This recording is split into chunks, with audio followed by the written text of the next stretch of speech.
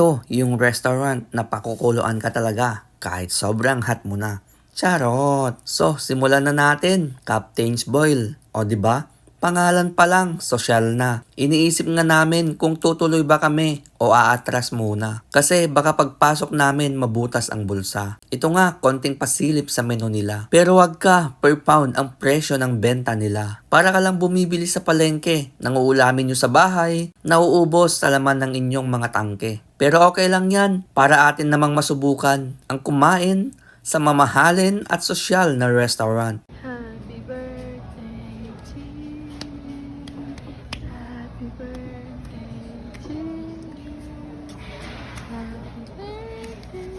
Happy birthday. Happy birthday.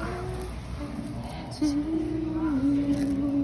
Dito nga kami nag-celebrate ng birthday ko. Dumiretso na kami kahit pagod galing sa trabaho. Deserve naman namin to. Kasi nga, kakapagod din kaya gumising sa umaga para humanap ng pera. Ha? Bakit nakasupot? Yan bang tanong mo? Ako din. Akala ko nakalagay sa sosyal na lalagyan. Yung mga malalaki at mamahaling pinggan. Pero hindi pala. At eto nga, nakasupot lang. Nilagay ko na nga ang supot sa aking harapan. Para kahit matapunan ng damit ay hindi madumihan. Sinimulan ko na din ikalat ang mga pagkain sa aming harapan. O di ba? Makikita mo yung pansit, mais at itlog dito sa mamahaling kapagkainan. Ibinuhos ko na nga lahat. Siya nga pala, clams and shrimps ang in-order namin. Yung sauce nila, hinalo namin sa pansit para magkaroon ng lasa. Ganun talaga siguro kasi wala naman kaming idea. In fairness, masarap yung pagkain nila. Mahal man, pero sulit. Mabubusog ang tiyan at pagkatapos mong kumain ay aantukin ka talaga.